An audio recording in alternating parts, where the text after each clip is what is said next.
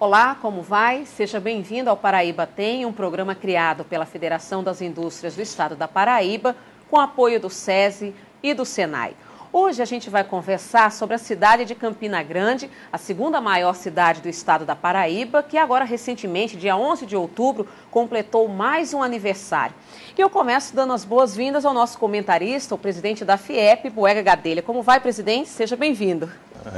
Vou bem, Sueli, e satisfeito em retornar e conversar com a população sobre as coisas boas da Paraíba, né? Porque sempre dizemos que as coisas ruins estão em todas as páginas e em todas as telas. E aqui nós falamos no que há de bom da Paraíba, que é exatamente para elevar a autoestima e para a gente pensar em crescer muito mais de forma acelerada. Presidente, Campina Grande é uma cidade que sempre se destaca, né, de uma forma ou de outra, ela está sempre na mídia. Então, na opinião do senhor, de onde vem essa natureza tão pioneira, né, e que consegue obter tanto destaque no nosso país? É interessante isso que você fala, Sueli. Realmente, Campina Grande é uma cidade parâmetro. As pessoas, quando estão pensando, vislumbrando o crescimento de alguma cidade do interior do país ou do interior do Nordeste, sobretudo, diz: muito em breve essa cidade vai passar a Campina Grande. E o tempo vai passando e a cidade não passa a Campina Grande porque ela não para de crescer. Historicamente sempre foi assim, né, presidente? Sempre foi assim. Eu acredito que esse pioneirismo vem exatamente das pessoas que aportaram por aqui. Porque Campina é essa zona de transição entre o Brejo, o Sertão, o Cariri, a Caatinga, e as pessoas vinham e se encontravam aqui. Daqui voltavam para os seus pagos, né?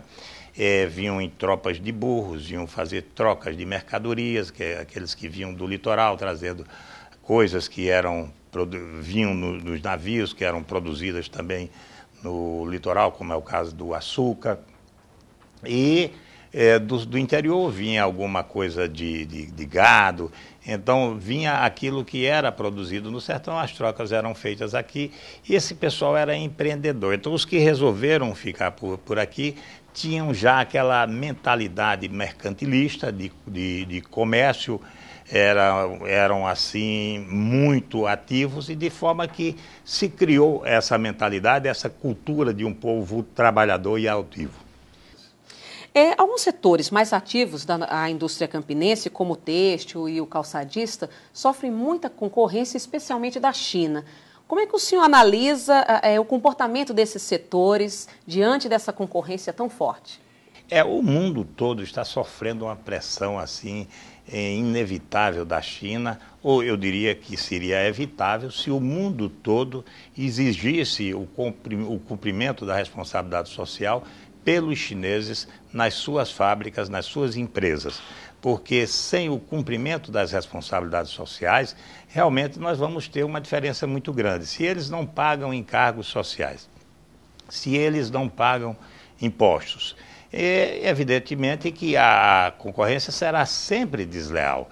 E aí nós temos que recorrer, pensar mundialmente, pensar de uma forma global, para evitar essa concorrência que atacou a Itália, dizimou a indústria calçadista italiana, dizimou a indústria de confecções de grandes países do mundo. Você entra nos Estados Unidos, é tudo feito na China. Então, nessa economia tradicional e na economia da tecnologia de ponta também, eles estão invadindo o mundo inteiro. E agora não é só a China, também o Vietnã, seguindo as mesmas pegadas, os mesmos passos dos chineses, eles estão invadindo o mundo. Mas, na realidade, ainda a indústria calçadista campinense, a indústria calçadista de Patos, ela tem suportado essa pressão com mais altivez, com mais competência do que a desses países desenvolvidos. Eu ainda louvo o posicionamento e eu acho o seguinte, que a micro e pequena empresa daqui também teria que harmonizar o imposto com os chineses, sobretudo o imposto, porque o problema lá não é só a questão do trabalhador, é principalmente o imposto. E nós sabemos como pesa o imposto em qualquer tipo de produção. Se a gente vai fazer uma produção, se você faz uma construção em casa rápida, sem fazer encargos, você vê como ela é barata. Mas se você pega uma construtora que tem que pagar todos aqueles impostos, joga logo 40% em cima disso, certo? Então a gente sabe quanto custa pagar impostos. E eu acho que essa indústria de calçados aqui da Paraíba teria que ter os seus impostos harmonizados com os chineses.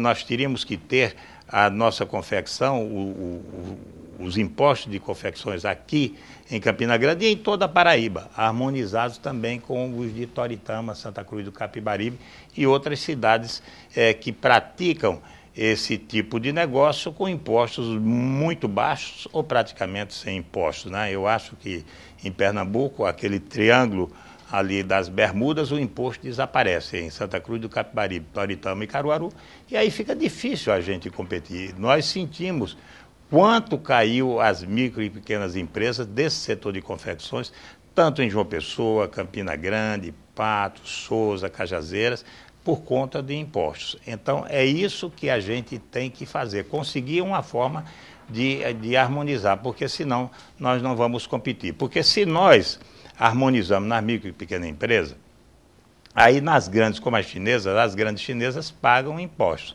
menos do que as nossas, evidentemente, porque lá pagam 23% do imposto sobre a renda. E se nós não cobramos imposto das micro e pequenas empresas, quando eles vão comprar uma geladeira, quando vão comprar um carro, uma bicicleta, aí pagam imposto, o governo termina recebendo esse dinheiro, certo? É importante porque essa economia está girando aqui dentro e o imposto vai acontecer de outra forma, porque as pessoas empregadas vão ter mais capacidade de consumo e vão gerar mais impostos em outros tipos de negócio. Então, eu sou sempre a favor dessa ideia de harmonizar os tributos para que a gente tenha competitividade. Ok, presidente. Nós vamos ao nosso primeiro intervalo, mas continue ligado no Paraíba Tem, a gente volta daqui a pouquinho, até já. A cidade de Areia é conhecida como Ouro Preto da Paraíba, por preservar interessantes construções históricas de séculos passados.